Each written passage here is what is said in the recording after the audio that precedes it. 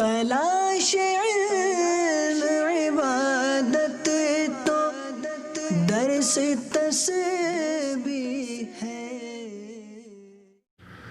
الحمدللہ رب العالمین والصلاة والسلام علی اشرف الانبیاء والمرسلین، اما بعد فاعوذ باللہ من الشیطان الرجیم، بسم اللہ الرحمن الرحیم۔ محترم ناظرین کرام، خوش آمدید ہے آپ کو میرے چینل فیضان علم پر۔ ہم حاضر ہیں آپ کے ساتھ ایک دفعہ پھر ایک نئی ویڈیو لے کر، اور پچھلی ویڈیوز میں ہم آپ کے سامنے کنٹینیو نبی دو جہان صلی اللہ علیہ وآلہ وسلم کے خاندان مبارک کا تذکرہ کرتے ہوئے آ رہے ہیں۔ انشاءاللہ تعالی نیکسٹ ویڈیو میں جہاں تک ہم پہنچے تھے، ابھی بھی انشاءاللہ تعالی وہیں سے ہم اپنی بات کو شروع کرنے کی سعادت حاصل کریں گے۔ اس سے پہلے آپ سے ایک چھوٹی سی گزارش ہے، اگر آپ نے ابھی تک ہمارے چینل کو سبسکرائب نہیں کیا تو برائے کرم آپ میرے اس چینل کو سبسکرائب کر دیں، اور سبسکرائب کے بعد بیل آئیکن کے ساتھ لگی ہوئی گھنٹی کے ساتھ بھی گھنٹی پر بھی آپ پریس کر دیں۔ اللہ تبارک و تعالی آپ کو اس کا اجر عطا فرمائے گا۔ ناظرین کرام، عبد مناف کے صاحبزادوں نے قریش کی تجارت کو بہت ترقی دی، اور دول خارجہ یعنی جو ملک کے علاوہ کی جو حکومتیں تھیں ان کے ساتھ اچھے تعلقات پیدا کیے، اور ان کے ساتھ یہ عہد و پیمان کیے کہ قریش جو ہیں جب یہ تجارت کریں گے تو آپ نے ان کی حفاظت کا ذمہ لینا ہے۔ چنانچہ ہاشم نے قیصر روم سے اور ملک غسان سے، اور عبد شمس نے حبشہ کے بادشاہ نجاشی سے، اور نوفل نے اکاسرہ عراق سے، اور مطلب نے یمن کے بادشاہ حمیر سے اسی قسم کے فرمان لکھوا لیے کہ آپ ہمارے قافلہ قریش کی حفاظت کریں گے۔ اس کے بعد ہاشم نے قریش کے لیے سال میں 2 تجارتی سفر مقرر کیے، اس لیے قریش موسم سرما میں یمن اور حبشہ، اور موسم گرما میں عراق و شام میں جاتے، اور اشیاء کوچک کے مشہور شہر انقرہ تک پہنچ جاتے۔ ناظرین کرام، ہاشم ان کی پیشانی میں نور محمدی صلی اللہ علیہ وآلہ وسلم چمک رہا تھا۔ احبار میں سے جو آپ کو دیکھتا آپ کے ہاتھ کو بوسہ دیتا۔ احبار یعنی اس وقت کے جو علماء تھے ان کو احبار کہا جاتا تھا۔ قبائل عرب اور احبار میں سے آپ کو شادی کے پیامات آتے، آپ انکار کر دیتے۔ ایک دفعہ تجارت کے سبب آپ تجارت کی غرض سے ملک شام گئے ہوئے تھے۔ راستے میں مدینہ میں بنو عدی بن نجار میں سے ایک شخص عمر بن زید بن لبید خزرجی کے ہاں آپ ٹھہرے۔ اس کی صاحبزادی سلمہ حسن و صورت اور شرافت میں اپنی قوم کی تمام عورتوں میں ممتاز تھیں۔ آپ نے ان سے شادی کر لی، مگر عمر نے ہاشم سے یہ عہد لیا کہ سلمہ جو اولاد جنے گی وہ اپنے میکے میں جنے گی، یعنی اس کا جو بھی بیٹا پیدا ہوگا وہ یہیں رہ کر کے ہوگا۔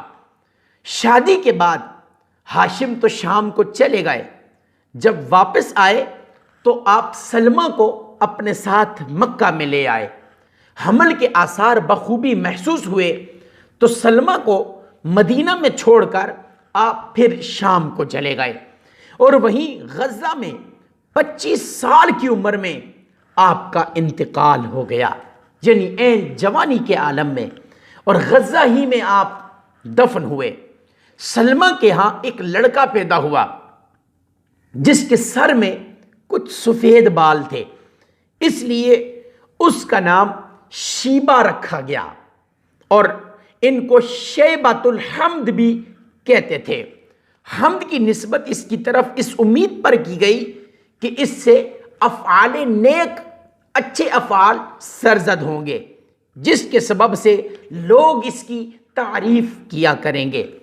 شیبہ 7 یا 8 سال مدینہ ہی میں رہے، پھر مطلب کو خبر لگی تو بھتیجے کو لینے کے لیے آپ مدینہ شریف آ گئے۔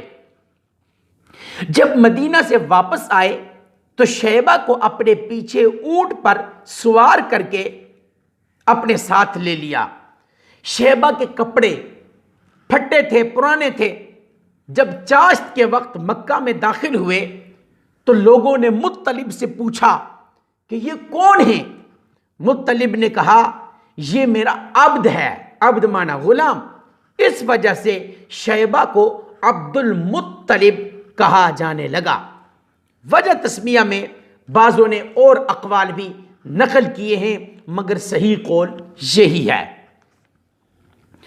ناظرین کرام، مطلب کے بعد اہل مکہ کی ریاست عبد المطلب کو ملی اور رفادت و سقایت ان کے حوالے ہو گئی۔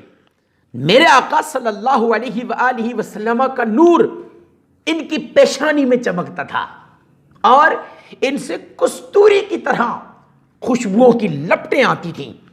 جب قریش کو کوئی حادثہ پیش آتا تو عبد المطلب کو کوہ شیبہ پر لے جاتے اور ان کے وسیلہ سے اللہ رب العالمین کے حضور دعا کرتے اور ایام قحط میں ان کے واسطے سے بارش طلب کیا کرتے تھے، تو آپ کی وجہ سے اللہ تعالیٰ قریش کی دعائیں قبول فرماتا تھا۔ عبد المطلب وہ پہلے شخص ہیں جو تحنث کیا کرتے تھے۔ تحنث یعنی ہر سال ماہ رمضان میں کوہ حرا میں جا کر خدا کے گیان و دھیان میں گوشہ نشین رہا کرتے تھے۔ وہ موحد تھے، کافر نہیں تھے، موحد تھے۔ شراب اور زنا کو حرام جانتے تھے۔ نکاح محارم سے اور بحالت برہنگی طواف کعبہ سے لوگوں کو منع کرتے تھے کہ ننگے ہو کر خانہ کعبہ کا طواف نہ کرو۔ لڑکیوں کے قتل سے آپ لوگوں کو روکا کرتے تھے، چور کا ہاتھ کاٹتے تھے اور بڑے مستجاب الدعوات تھے۔ آپ کی دعائیں قبول ہوا کرتی تھیں اور آپ فیاض طبیعت کے مالک تھے، یعنی خرچ کرنے میں آپ کا ایک بڑا جو ہے وہ کردار ہوا کرتا تھا، بہت اللہ کے مال کو خرچ کیا کرتے تھے۔ اپنے دسترخوان سے پہاڑیوں کی چوٹیوں پر پرند چرند اور دیگر مخلوقات کو کھلایا کرتے تھے، اس لیے انہیں مطعم الطیر بھی کہا جاتا تھا۔ مطعم الطیر یعنی پرندوں کو کھلانے والا، سبحان اللہ۔ اور یہ کیوں تھا؟ یہ سب کچھ نور محمدی صلی اللہ علیہ وآلہ وسلم کی برکت سے تھا۔ اب تک کے لیے اتنا ہی، انشاءاللہ تبارک و تعالی نیکسٹ ویڈیو کے ساتھ پھر حاضر ہوں گے۔ ویڈیو اچھی لگے ہماری ویڈیو کو لائک کریں، کومنٹ کریں، شیئر کریں۔ اللہ تبارک و تعالی آپ سب کو اس کا بہترین اجر و ثواب عنایت فرمائے۔